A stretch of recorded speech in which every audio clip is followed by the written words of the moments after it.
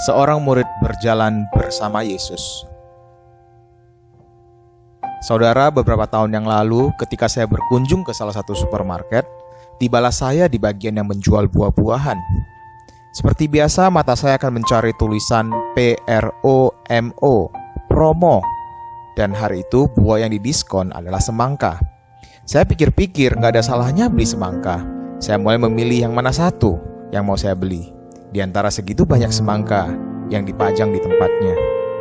Tiba-tiba ada yang menghampiri saya dan bertanya, "Pak, ada yang bisa saya bantu?" Oh, ternyata dia adalah salah satu supervisor dari supermarket tersebut yang bertanggung jawab di bagian buah-buahan.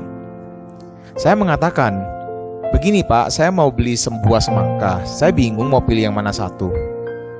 Setelah melihat tumpukan semangka, dia kemudian memilih salah satu daripada buah semangka yang banyak itu dan memberikannya kepada saya. Katanya, "Yang ini saja Pak, pasti bagus." Saya bingung dan bertanya kepadanya, "Kok Bapak bisa tahu ya yang ini pasti manis dan bagus? Padahal kan Bapak nggak bisa melihat bagian dalam dari buah semangka itu." "Oh, jangan-jangan Bapak punya mata yang tembus pandang ya?" Supervisor tersebut menjawab saya, "Oh tidak, saya lihat tekstur kulit luarnya saja. Semakin gelap warna hijaunya dan ada garis-garis di kulit luarnya yang semakin kecil, biasanya tandanya semangka ini sudah matang dari pohonnya. Dan pastinya orang-orang biasa suka menepuk-nepuk, bukan? Nah, kalau itu kita hanya bisa tahu kadar air di dalam semangka itu." Saya percaya dengan penjelasan supervisor tersebut dan sambil mengucapkan terima kasih saya pun pulang. Pastinya saya bayar dulu ya di kasir. Kalau tidak, nanti saya bakal ditangkap sama satpam. Sampai di rumah saya buru-buru, pengen segera memotong semangka tersebut. Saya penasaran dengan semangka yang saya beli. Bener gak sih omongannya supervisor tersebut? Jangan-jangan dia hanya asal ngomong saja. Dengan begitu meyakinkan, seolah-olah dia memaksa saya untuk membelinya. Ternyata pas saya memotongnya, dari warnanya saja saya sudah sangat tergoda pengen segera memakannya. Warna semangka tersebut begitu merah, very juicy, dan rasanya manis banget. Demikian sebenarnya dengan kita, orang-orang Kristen, para murid-murid Kristus. Bukankah kita juga harus memiliki kualitas yang sama, bukan hanya pada tampilan luar yang menawan, tetapi juga hati yang kudus dan tak bercacat. Inilah yang Yesus ajarkan melalui khotbah di bukit di Matius pasal 5 sampai dengan pasal 7. Sebagai sebuah kualitas surgawi yang harus dimiliki oleh orang-orang yang menamakan dirinya pengikut Kristus, murid-murid Yesus, orang-orang Kristen, warga kerajaan sorga. Kemuliaan dari kerajaan Allah itu terpancar keluar dari dalam hati dan dapat disaksikan oleh dunia. Khotbah Yesus di bukit yang fenomenal ini diawali dengan sebuah catatan Matius tentang kondisi pada saat Yesus mengajar. Matius pasal 5 ayat 1 sampai ke 2 mencatat, "Ketika Yesus melihat orang banyak itu, naiklah ia ke atas bukit, dan setelah ia duduk, datanglah murid-muridnya kepadanya. Maka Yesus pun mulai berbicara dan mengajar mereka." Kalau kita baca di beberapa ayat sebelum dari Matius pasal 5 ayat 1 sampai ke 2 ini, di Matius pasal 4 ayat 23 sampai 25, kita akan mendapatkan gambaran bahwa orang banyak yang datang dari berbagai daerah di sekitar Galilea, mereka secara berbondong-bondong mengikuti Yesus. Hal ini terjadi setelah Yesus sempat mengajar di rumah ibadat dan menyembuhkan banyak orang yang sakit dan kerasukan. Maka berita yang menjadi headline tersebut langsung tersiar dengan cepat. Gak kalah cepatnya dengan media sosial zaman sekarang dalam menyebarkan informasi.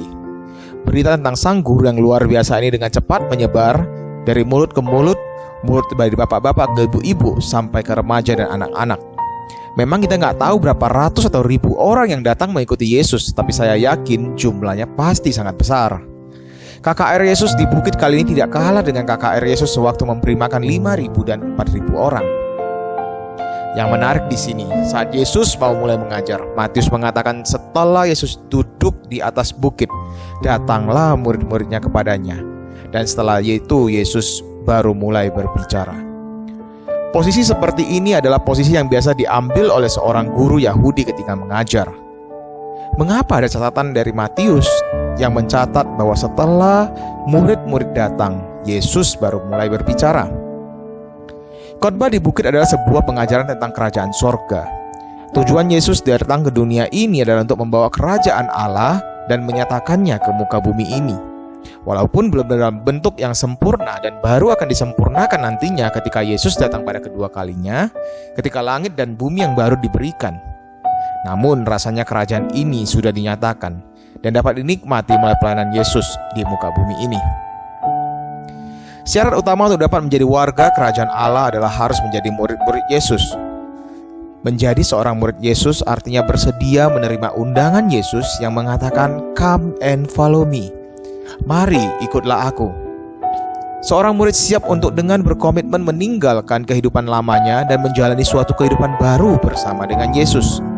Atau mungkin dengan bahasa yang lebih sering kita dengar, menjadi orang Kristen, bertobat dari dosa-dosanya, dan menjadi manusia baru yang telah diampuni dosanya di dalam Kristus.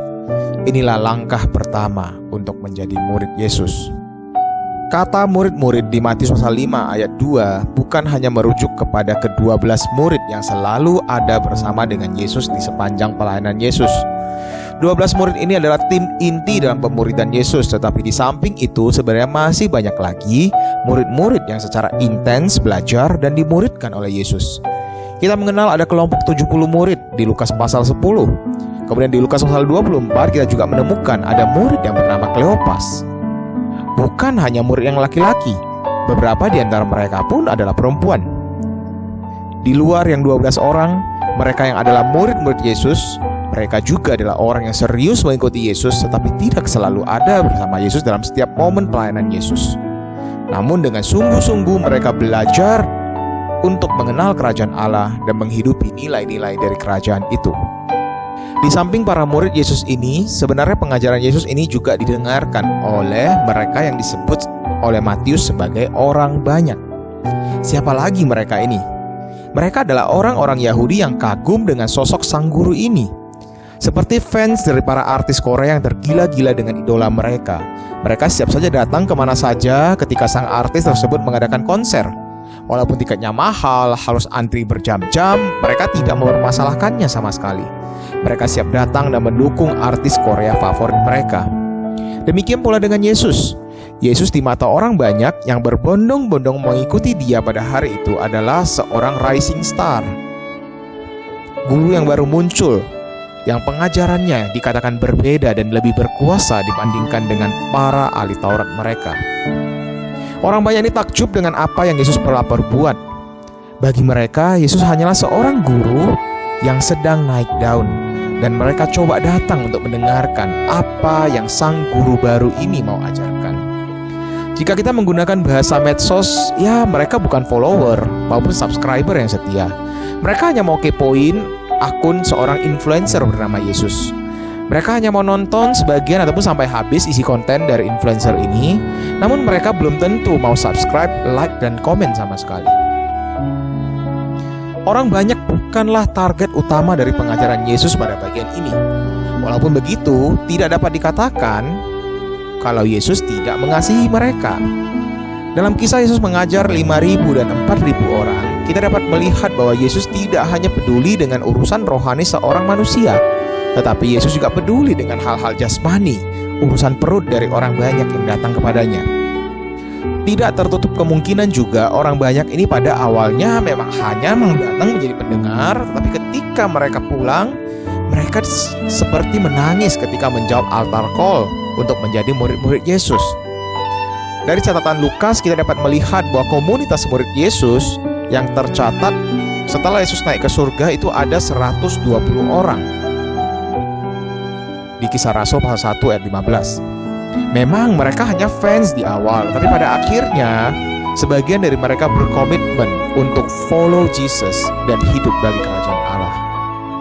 Di samping kedua kelompok tadi, murid-murid dan orang banyak, dalam khotbah di bukit ini juga kita akan menemukan satu kelompok lagi yang dipanggil oleh Yesus sebagai orang-orang munafik. Orang-orang munafik ini adalah para pemimpin agama Yahudi, orang Farisi dan ahli Taurat. Yesus menunjukkan konfrontasinya terhadap gaya hidup orang-orang munafik ini dalam hal memaknai Taurat, mengajarkan hukum, dan menjalankan serangkaian ritual keagamaan. Orang-orang munafik melakukan semua perintah agama agar dilihat orang, dipuji orang tentang betapa rohani dan kudusnya hidup mereka, tetapi hati mereka sama sekali tidak tertuju kepada Allah. Masalah terbesar dari orang-orang munafik ini adalah di hati mereka. Hati mereka tetap dipenuhi dengan kejijikan dosa, walaupun mereka beribadah.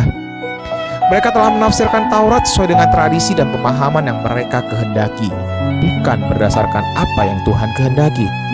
Hukum Taurat adalah 10 perintah yang diberikan Allah kepada Musa untuk bangsa Israel. Inilah sebuah perjanjian atau covenant yang Allah berikan kepada bangsa Israel ketika Allah memilih mereka menjadi bangsa pilihan, umat kepunyaan Allah sendiri. Oleh lembaga keagamaan Yahudi pada masa itu, hukum Taurat yang hanya awalnya berisi 10 poin bisa diturunkan menjadi 613 perintah dan larangan. Menariknya, ketika Yesus ditanyai oleh seorang ahli Taurat, hukum manakah yang paling penting dari keseluruhan hukum Taurat? Yesus menjawabnya dengan kalimat yang singkat, padat, dan jelas. Kasihilah Tuhan Allahmu dengan segenap hatimu, dan dengan segenap jiwamu, dan dengan segenap akal budimu. Itulah hukum yang terutama dan yang pertama. Dan hukum yang kedua yang sama dengan hal itu ialah kasihilah sesamamu manusia seperti dirimu sendiri. Pada kedua hukum inilah tergantung seluruh hukum Taurat dan kitab para nabi. Taurat berbicara tentang kasih, bukan paksaan. Allah mengasihi umatnya dan umatnya mengasihi Allah dan sesama. Namun para pemimpin agama Yahudi telah memaksakan orang banyak untuk melakukan Taurat karena rasa takut. Taurat itu tampak seperti sebuah ancaman hukuman dari Allah. Yesus mengajarkan bahwa ia datang bukan untuk meniadakan Taurat, tetapi untuk menggenapinya. Taurat itu adalah firman Allah yang kudus dan sempurna, sehingga tidak perlu lagi ditambahkan maupun dikurangi. Tidak ada pribadi lain yang dapat lebih memahami Taurat selain Yesus, Sang Firman Allah yang menjadi manusia. Yesus datang untuk memurnikan Taurat yang telah disalah ajarkan dan dilaksanakan dengan sembarangan. Yesus datang untuk menggenapkan apa yang telah dijanjikan Allah dalam kitab para nabi, bahwa akan datang seorang yang diutus Allah, yaitu Mesias, untuk mewujudkan rencana keselamatan Allah dengan cara menggenapkan Taurat. Salib menjadi cara Yesus untuk menggenapkan Taurat dengan memberikan sebuah covenant atau perjanjian yang baru yang mengikatkan dirinya dengan murid-muridnya. Salib menjadi jalan di mana sang guru mati menebus murid-muridnya, termasuk dosa engkau dan saya, sehingga kita dapat diperdamaikan dengan Allah dan diundang masuk ke dalam kerajaan sorga miliknya. Dengan demikian, tanpa memandang kepada salib, kita tidak akan pernah bisa memahami dan menghidupi khotbah Yesus di bukit sama sekali. Jika sang guru sudah memberikan yang terbaik kepada murid-muridnya, dia tidak menuntut banyak dari murid-muridnya selain hanya daripada komitmen seorang murid. Komitmen yang siap untuk menghidupi nilai-nilai kerajaan sorga yang terkandung dalam firman Allah, Alkitab. Alkitab menolong para murid Yesus untuk memahami kehendak Allah. Alkitab bukan sebuah buku yang menakutkan yang berisi perintah yang dimana kalau kita tidak melaksanakannya kita akan dihukum. Namun Alkitab adalah sebuah buku penuntut bagi kita untuk hidup sebagai warga kerajaan sorga. Alkitab memimpin dan menolong kita untuk bisa menghidupi nilai-nilai kerajaan sorga agar hidup kita dapat menjadi terang dan garam bagi dunia. Alkitab menjadi landasan di mana iman kita dibangun agar kita tidak mudah tergoyahkan oleh pengajaran yang sesat yang mengatasnamakan Tuhan tetapi tidak ada Tuhan di situ. Alkitab menolong kita agar langkah hidup kita dapat berjalan di jalan yang Yesus tunjukkan. Alkitab menjadi buku yang memimpin kita dalam proses transformasi hidup agar hidup kita hari demi hari kian mirip dengan Yesus. Kemiripan dengan Yesus yang sempurna adalah target dari para murid Yesus, seperti yang Yesus perintahkan di Matius pasal 5 ayat 48. Karena itu haruslah kamu sempurna sama seperti Bapamu yang di sorga adalah sempurna.